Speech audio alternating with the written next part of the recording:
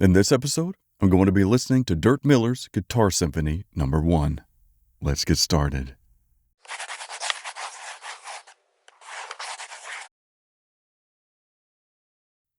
I just wanted to mention real quick, Dirk Miller is an incredible vocalist. I know that he had some vocal issues. I also wanted to point out that Dianne Copeland has been the videographer for all of his videos that I've seen so far. And a huge shout out to her because it's quite remarkable what she has created and what Dirt has utilized in editing for their videos so far. So I'm extremely interested and excited to get into this one. So let's get started.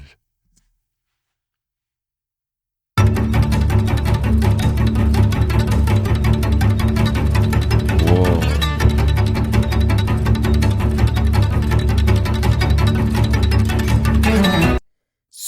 Yeah, this is a great way to get a song started, especially being a Guitar Symphony song. 14 seconds I made it, that figures.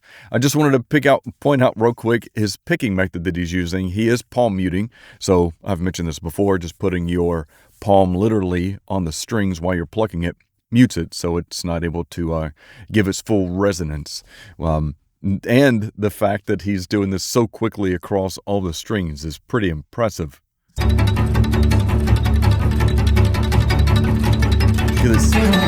We got this, oh my gosh, we have this wonderful kind of low rumbling beat in the background, which is nice. I didn't mean to stop it. I'll just keep going.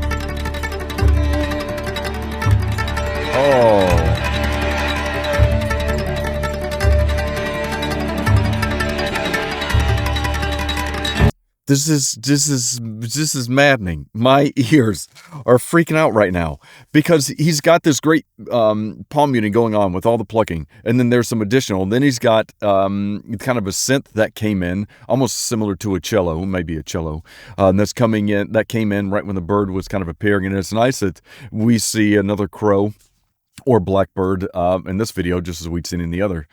So it's a nice transition. Nonetheless, not only with the plucking that's going on, I just appreciate that it's got this ethereal feeling because it's not all dedicated, again, just to left or right ears. It's moving, and we get this nice, clear variation. So you're actually able to hear every single string as it's being plucked instead of it being garbled in the ears if no type of mastering or editing had been done. So it just sounds incredibly great. This is great.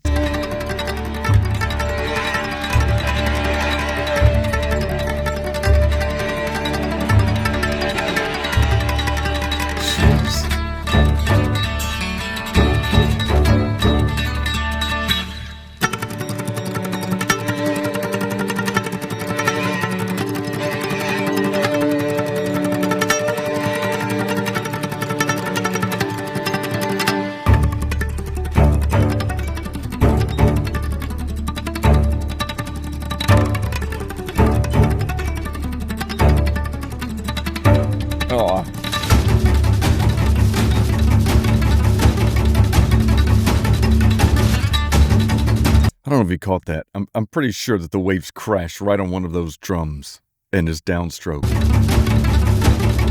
Almost.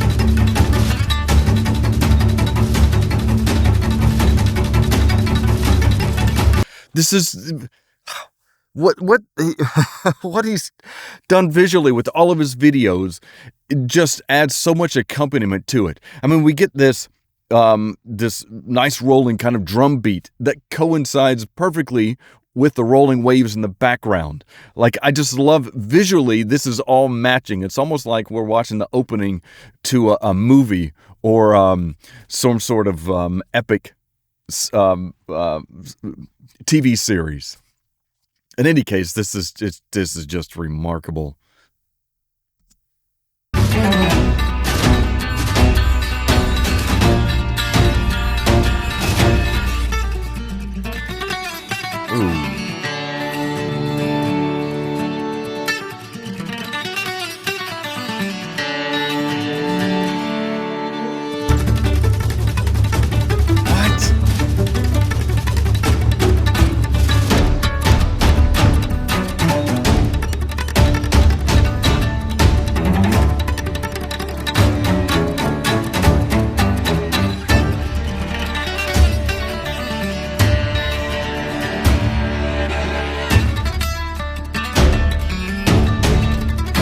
just the drums in this are great. They just pounce in, and it's just perfect with this. The other thing about his guitar playing really quick is that you probably notice that it sounds quick because he is moving his fingers really quick, but he's also utilizing open strings.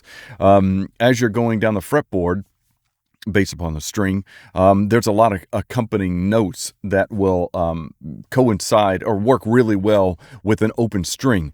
So it gives us this nice fast rhythm. Then we've got this pounding drum beat on top of it. And then when he was going fast at some point, we got the double drum beat that just made it fill in really, really well. It just sounds incredible. And just, I meant to mention, I've been meaning to mention the violins. It sounds like it's a violin, or again, the high strings on a cello that just kind of, it could be a smaller body cello as well, but nonetheless, the point though is it just gives this great feeling. I know in his other song that I listened to, and I can't recall the name, where he utilized the banjo, this almost sounds like it's a banjo, even though we see him visually playing it on the guitar, which is perfectly fine as well. Certainly capable. The reason I bring this up is this guitar, depending on the pickup that was used, it's an aftermarket pickup, which means that it just sits in the opening of the body. It's not actually built into the body. And with that being said, you still will typically have to go through and do some additional EQing to give it that bright twanginess that we're getting, because that's typically not what you would get from an acoustic guitar, regardless of the style of strings, because it's just got that twang to it. He could have also been utilizing a tube compressor to be on the effects as well. That would kind of help boost that, but give it that edginess like we're kind of getting. My point again in mentioning all of this is that it's not like he just sat down, played the guitar, didn't do much mastering on this, and we get the sound that we got. No, my point is that he recorded this, took the time to write the song, compose it, and then go back and painstakingly go through editing and mastering to get that sound that he wanted. I just appreciate it, because I appreciate artists that take the time to go through and just make their music sound so much better. Not that it wouldn't sound better or wouldn't sound good originally, but as an artist, you have an idea of what you want the sound to be like, and it takes time to get there. And I just appreciate that. It's remarkable what he's done with this composition.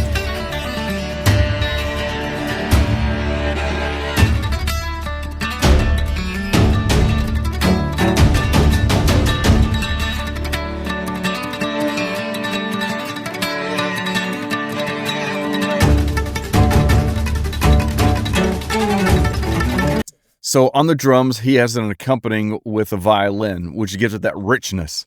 So we hear that chunk, chunk, chunk. You can hear a chunk as it's coming in on the beat. And that is the violin, or at least a stringed instrument that's providing that. If you just listen. Yeah.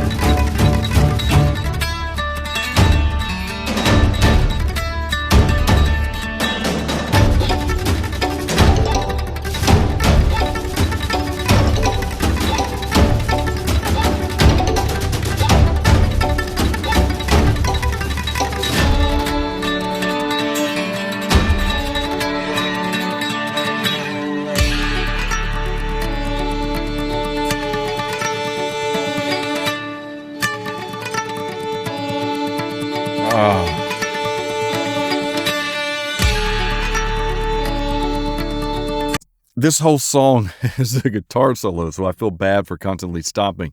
I just wanted to point out real quick, right around here, we get a really low bass. That just kind of, I like it because it really helps fill in the darkness of this. Right there. Oh, it's so low.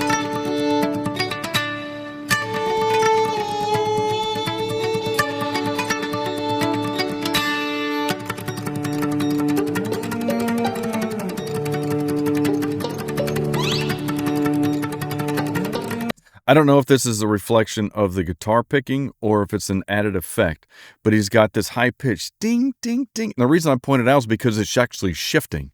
It starts out kind of in the right ear, in our back, and then up here, and then it comes back over on the left ear, kind of in the center. See if you can pick that out. Yep.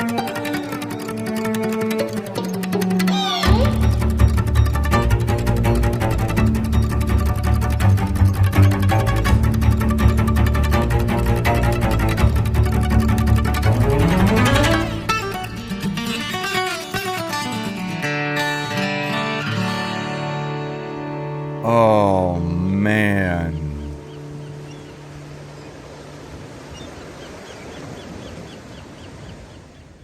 This was great. This was great. Uh, it's different than the other songs that I've heard of his. So we really get to listen to his guitar playing. I mean, an entire song dedicated to it. So it is quite remarkable at his ability. And then, as I'd mentioned, not to just constantly reiterate these, but he's the way that he's utilizing his palm muting along with the strings. And again, with the editing, it just gives us this nice surreal feeling. It really is a guitar symphony. I wasn't sure what to expect. I didn't know if it was going to be 5 guitars, 1 guitar, 20 guitars that would come in and do this. But no, we really have his guitar as the main guitar and the shining instrument. And you've got the rest of the symphony kind of coming in around with the basses and the cellos and the violins. And I thought that I heard a banjo, but maybe not. Again, that may have just been in the editing at one of the parts towards the end. And that high-pitched frequency sound that I heard, that tinking, it sounds like that was an effect done afterwards, because we can hear it moving around, and it didn't always land on a pick or a strum note. So I like that. Again, I keep saying this. I just appreciate artists that take the time to add in these little tidbits that just make a song even greater, because to sit down and write a guitar song like this is not easy. We know from Ren, plenty of other great guitarists, it's not easy to just sit down and write something like this and create an entire almost 4-minute song on it.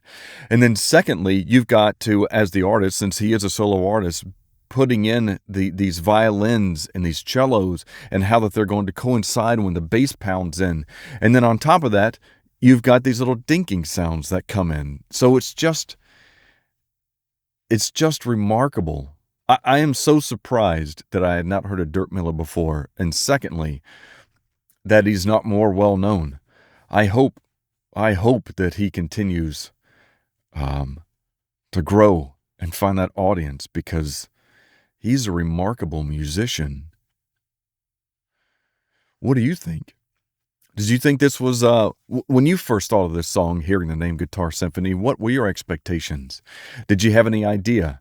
Had you already listened to a lot of Dirt already to kind of have an idea of what the flow and the feeling might be? Again, this being my 3rd Dirk Miller song, I've still got a lot more to learn and listen to. So I highly recommend, if you haven't, to check out more of his songs. And I greatly appreciate everyone who's sent him my way as a recommendation. He's quite remarkable as a guitarist and a musician just in general. Yeah. So let me know. What do you think? Tell me your favorite songs in the comments if you haven't already. Well, thank you so much for watching Melodic Logic. And until next time, please take care.